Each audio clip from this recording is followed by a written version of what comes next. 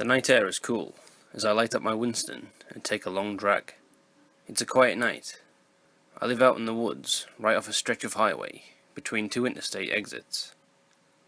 There were constantly sounds of motorcycles, annoyingly loud car radios, and a train that's tracks in deep of the woods in my backyard.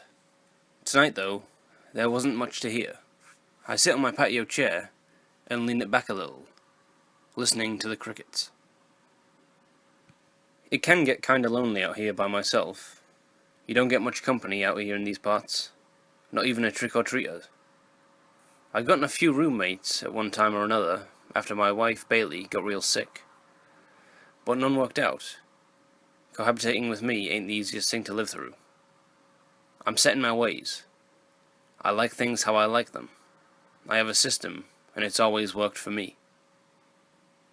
My hearing ain't what it used to be, but I swear I can hear something going on down the road.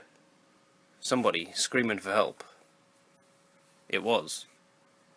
There's some poor gal, just screaming her little head out of there. I flick my Winston into the blackness, and shuffle inside to get my coat and shoes. Might as well grab my gun while I'm at it. If that little girl's alone out here in the middle of the night screaming for help, it can't be a good situation. This I know to be true. By the time I get back out my front door, I see her stumbling into my yard, heading towards the driveway. Upon seeing me, her silhouette calls out breathlessly. Thank God, I've been running for almost a mile now, begging for help. No one came out, and some people even turned their porch lights off altogether. My boyfriend, he got mad at me. He said he'd kill me. I interrupt her, putting my coat over her shoulders, and ushering her towards the front porch.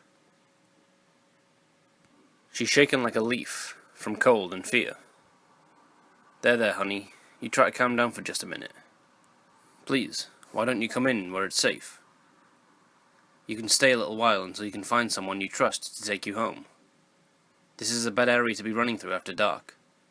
Being between two interstate exits sends a lot of bad folk this way. She shakily climbs the front porch steps. My eyes take a quick scan of the yard as I guide her through the front door, triple locking it behind me. I see nothing out of the ordinary when I look back. The front door barely closed when her face freezes with fear. Was that a car door? She rushes to the window and peeks out. It's okay, doll. That's just my cat jumping on the railings outside.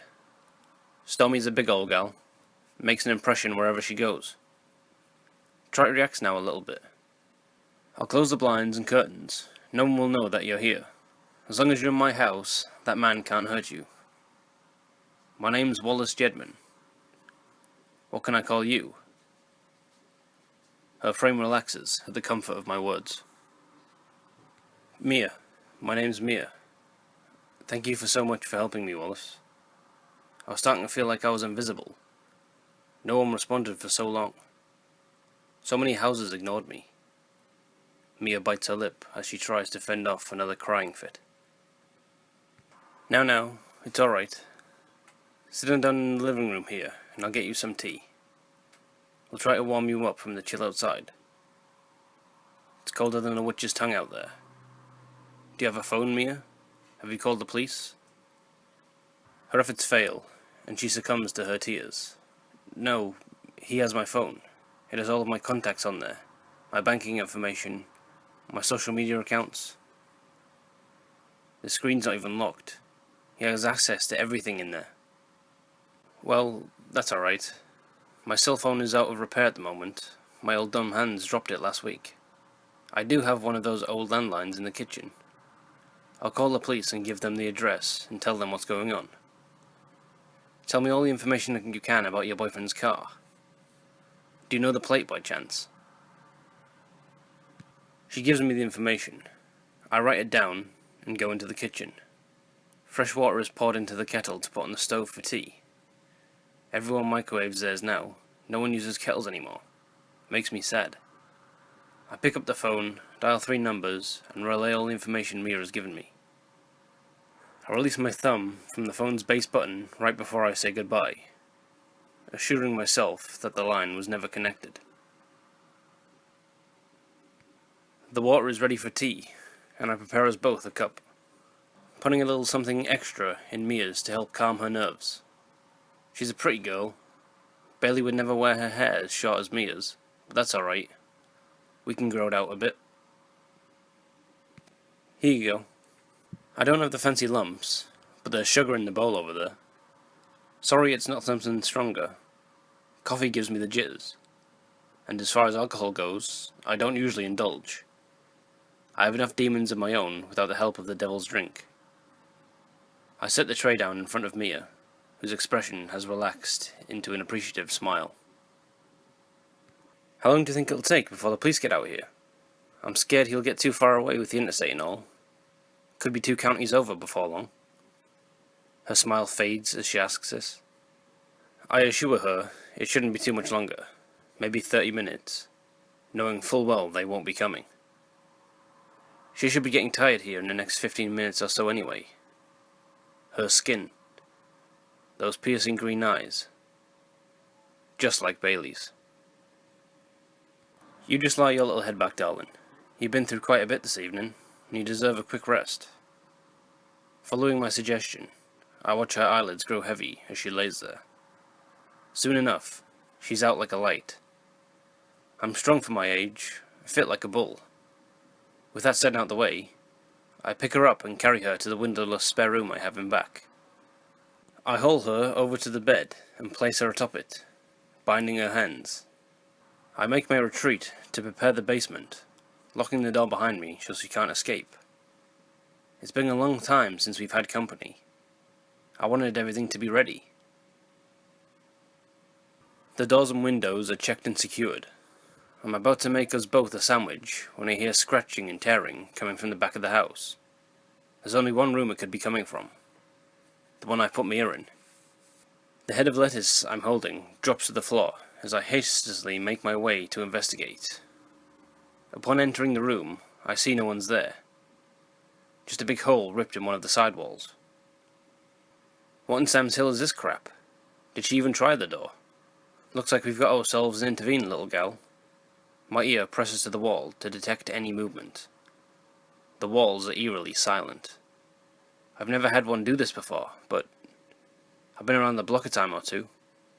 If I know anything, it's the in and outs of this house. Bailey made sure I did all of the improvements myself. It was the closest we could get to being able to build a home. We are proud of it. My dad taught me a trick or two when I was younger. In a house, you can sometimes tell where the studs are by knocking on the walls. You knock till the hollow sound changes and bingo, there's your stud. He never told me if it worked for bodies in the wall, but I guess I never asked either. The logic checks out. I started to slowly walk down the hallway, knocking on every inch of the walls. 7 knocks altogether, 5 short, and 5 close together, with the last 2 spaced apart.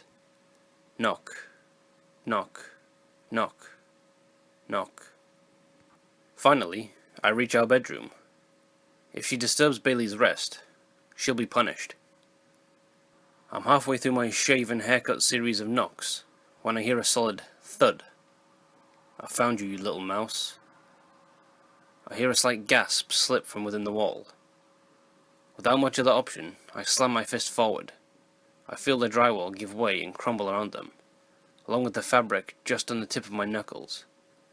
She moves just out of reach, before a nail snags her arm, slowing her enough to grab a hold.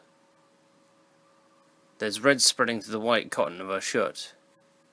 That nail must have gotten some skin too. Mia stumbles towards the hole as I force to pull her through. I yank her to her feet, and she starts screaming. She's going to wake up Bailey.